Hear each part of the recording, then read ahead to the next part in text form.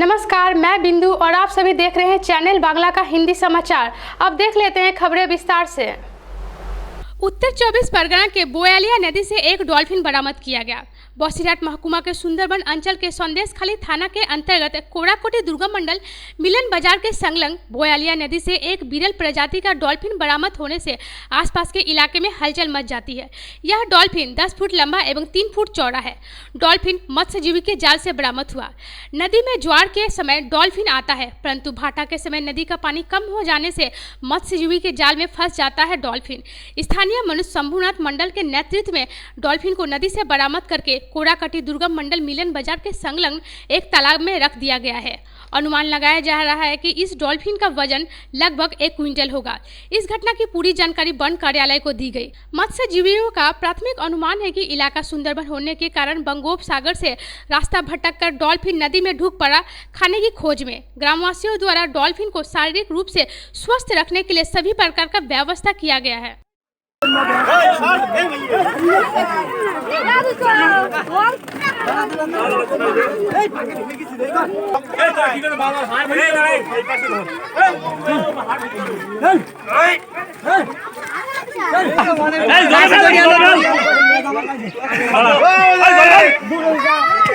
ओ माँ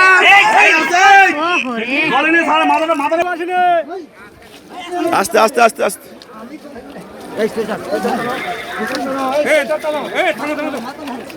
দাঁড়াও একটু দাঁড়াও একটু দাঁড়া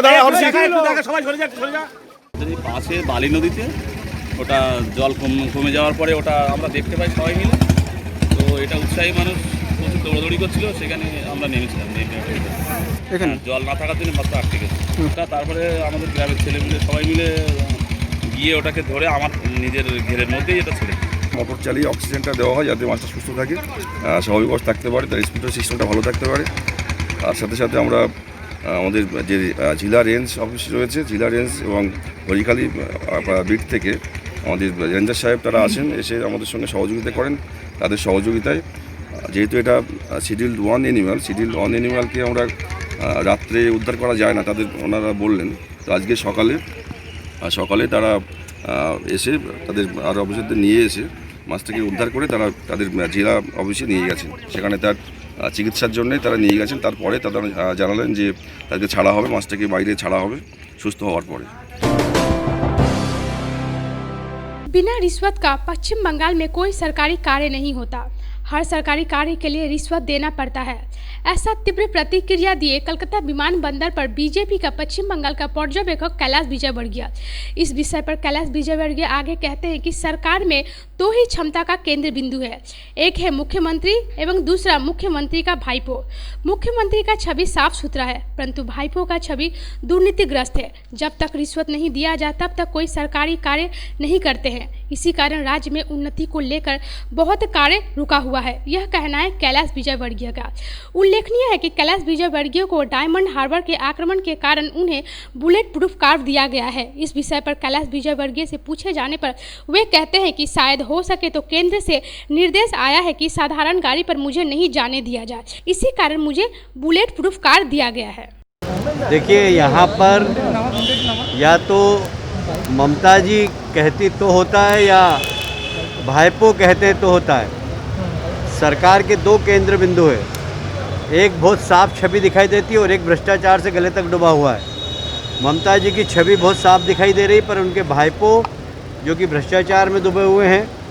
इस प्रदेश में कोई भी डेवलपमेंट का काम होता है तो उनको कटमनी चाहिए, इसलिए कोई मेयर कोई मंत्री डेवलपमेंट के काम नहीं कर सकता जब तक कि भाईपो को कमीशन नहीं दे।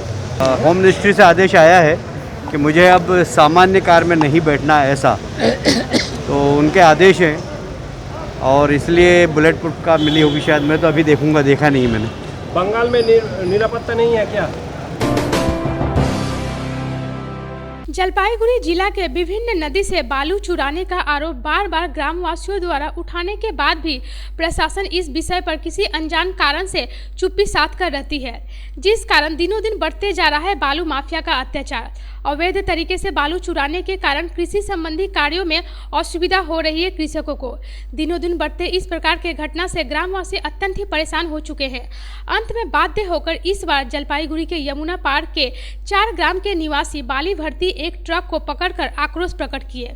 उन लोगों का आरोप है कि वैज्ञानिक तरीके से बालू चुराने के कारण नदी का गति पथ में परिवर्तन हो रहा है। इसके अतिरिक्त कृषि संबंधी कार्यों में भी परेशानी उत्पन्न हो रही है। बालू माफिया को बार बार कहने के बावजूद वे लोग बालू चुराना बंद नहीं कर रहे हैं। इसलिए प्रशासन पर उंगली उठाते हुए विरोध प्रदर्शन पर उतरे ग्रामवासी। जब तक पुलिस एवं भूमि कार्यालय का प्रतिनिधि आकर इस समस्या का समाधान नहीं करेंगे, तब तक ग्रामवासी इसी प्रकार अपना आंदोलन चालू रखेंगे। यह कहना है ग्रामवासियों का। ঘটনাটা হচ্ছে শীতলী নদী পাশাপাশি যমুনা নদী মিলনস্থল। এই জায়গাটা থেকে প্রতিনিয়ত বালি মাফিয়ারা বালি চুরি করে নিয়ে যাচ্ছে।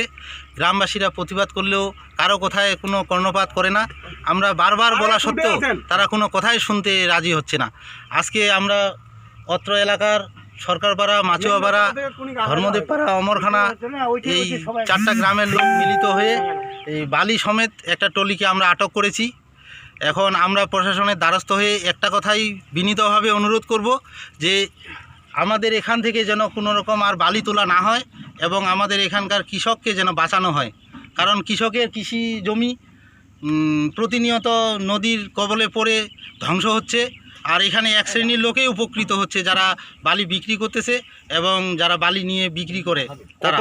এখানে অনেক জমির ক্ষতি হচ্ছে। তার থেকেও বড় কথা হচ্ছে এখানে আমাদের 2টা ধর্মস্থান জায়গা আছে। একটা হচ্ছে বারুণী মেলা এবং আরেকটা হচ্ছে পাটঠাকুর। এই 2টা ধর্মস্থানের মাঝখান থেকেই বালিটা তোলা হচ্ছে। আর মাঝখানেই নদীটা এদিক সেদিক বারবার ভেঙে তার গতিপথ পরিবর্তন করতেছে। আমরা চাচ্ছি যে অনতি বিলম্বে এখান থেকে যেন বালি তোলাটা বন্ধ করা হয়। নদীর জমি নষ্ট হচ্ছে, পাশের জমি নষ্ট হচ্ছে, কিন্তু ওরা বাধা দিলেও বাধা মানতেছে না। তো কারণ তার জন্য একটাছি পঞ্চায়েত প্রধান তো পাত্তা দেয় না ওদের। তোর কি বলবো, এটা বলবো যে ওদের পক্ষ, টলিওয়ালার পক্ষ বলবো আমি। পঞ্চায়েত প্রধান, প্রশাসন পর্যন্ত আমি মনে করবো। কারণ আমরা অনেকবার লিখিত দিছি, অনেকবার মাস পিটিশন করছি, আমাদের কাছে প্রমাণ আছে, অনেকবার রিপোর্টও হয়েছিল, তোমার কি সাংবাদিকও হয়েছিল। কই একবারও কিন্তু আমাদের এখানে আসে তো ইনকোয়ারি করলো না, পুলিশ আসেনি, একবারও আসেনি।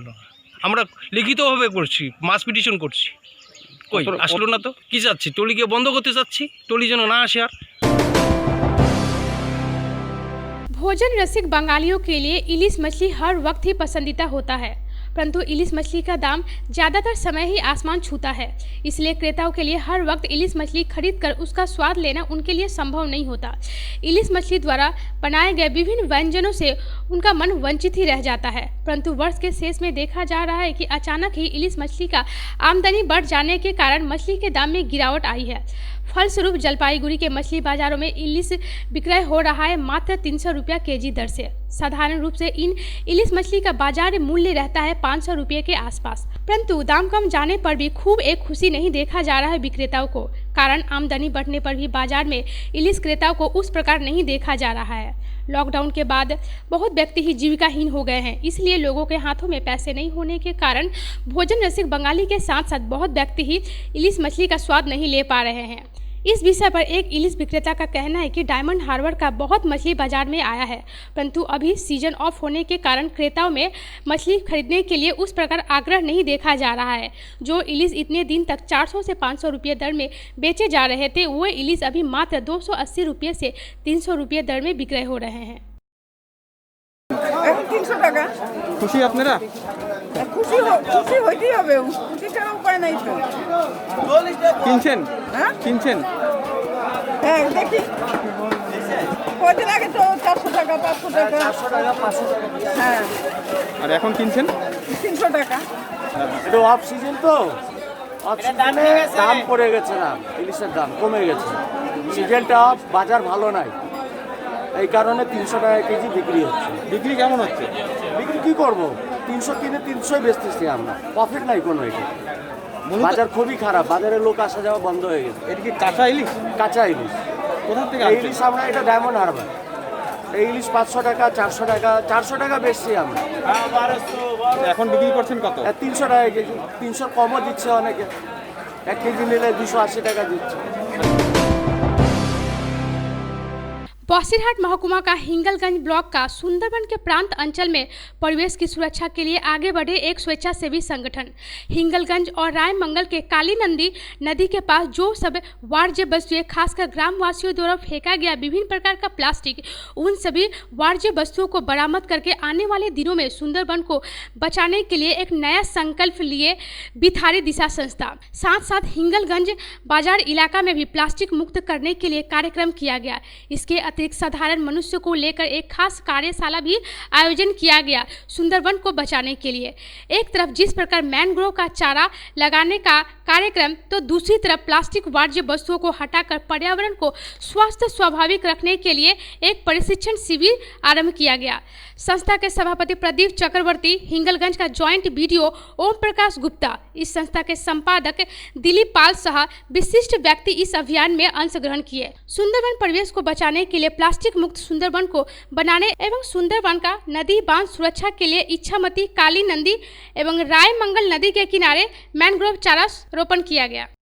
ভালো উদ্যোগ বিথারি দিশা, ওনারা সুন্দরবন, এই যে আমাদের সুন্দরবন হচ্ছে প্রাণ কেন্দ্র, যেটা আমরা বলি, এটাকে প্লাস্টিক মুক্ত করার লক্ষ্যে ওনারা পৌঁছবেন, এটা আমি আশা রাখি, এবং প্লাস্টিক মুক্ত হবে এটা।